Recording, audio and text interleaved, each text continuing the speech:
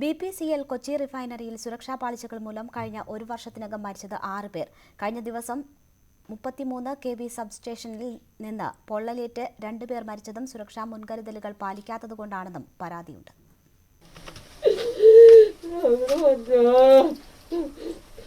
കഴിഞ്ഞ ദിവസം കൊച്ചി റിഫൈനറിയിലെ വൈദ്യുത സബ്സ്റ്റേഷനിലുണ്ടായ പൊട്ടിത്തെറിയിൽ മരിച്ച അരുണിന്റെ മാതാവിന്റെ വിലാപമാണിത്. BPCLൽ വൈദ്യുതി, സുരക്ഷ അടക്കം നിരവധി അതിപ്രധാനമായ മേഖലകളിലെ അറ്റകുറ്റപ്പണി ഏൽപ്പിച്ചിരിക്കുന്നത് കരാർ കോൺട്രാക്ടർമാരെയാണ്.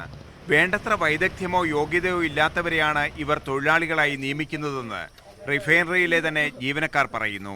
ഈ മരിച്ചവരാരും തന്നെ ഇലക്ട്രിക്കൽ സിസ്റ്റത്തെ ഒരിക്കലും പണിയാനോ അതിനുള്ള വിദ്യാഭ്യാസ യോഗ്യത ഇല്ലാത്തവരാണ്. വെറും കോൺട്രാക്ട് കാഷ്വൽ ലേബേഴ്സാണ് അവർ. ഒരു വിദ്യാഭ്യാസം 32 kV ഈ ലൈവ് ലൈനിൽ ഈ സബ്സ്റ്റേഷനിൽ കയറാൻ അനുവദിച്ചത് തീർച്ചയായിട്ടും തെറ്റാണ്. കോൺട്രാക്ടേഴ്സിന് ലൈസൻസ് ഉണ്ടാകാം, പക്ഷേ കോൺട്രാക്ടേഴ്സ് ആരെയാണ് എൻഗേജ് ചെയ്യിക്കുന്നതെന്നുള്ളത് അത് ആർക്കും തന്നെ അറിയില്ല.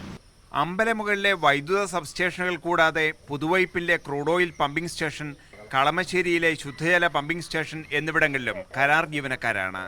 സുരക്ഷാ ചുമതലയ്ക്ക് മേൽനോട്ടം വഹിക്കേണ്ട ഫാക്ടറീസ് ആൻഡ് ബോയിലേഴ്സ് ഉദ്യോഗസ്ഥരുടെ വീഴ്ചയും ഇക്കാര്യത്തിലുണ്ട്. അപകടങ്ങളെക്കുറിച്ച് അന്വേഷണം നടക്കുകയാണെന്ന് BPCL fire and safety deputy GM Damian Gracious പറഞ്ഞു. ഈ കേസിൽ റിഫൈനറിയുടെ തന്നെ ഒരു കമ്മിറ്റി ഇതിനെ പറ്റി അന്വേഷിച്ചുകൊണ്ടിരിക്കുന്നുണ്ട്. ഇതുകൂടാതെ സ്റ്റേറ്റ് പോലീസിൻ്റെ അന്വേഷണമുണ്ട്, department of factories and boilers അവരുടെ അന്വേഷണമുണ്ട്, പെട്രോളിയം സേഫ്റ്റി ഓർഗനൈസേഷൻ PESO അവരുടെ അന്വേഷണമുണ്ട്, സെൻട്രൽ ഇലക്ട്രിസിറ്റി ബോർഡ് അവരുടെയും അന്വേഷണം തീർച്ചയായിട്ടും ഇതിനകത്തുണ്ടാകുന്ന ഒരു. തൊഴിലാളി സംഘടനകൾ ഇതു സംബന്ധിച്ച് നൽകിയ മുന്നറിയിപ്പുകൾ BPCL അവഗണിച്ചതായും പരാതിയുണ്ട്. ക്യാമറമാൻ ശ്രീജിത്ത് സി കല്ലുമുട്ടിക്കൊപ്പം N. ശ്രീനാഥ്, News 18 കൊച്ചി.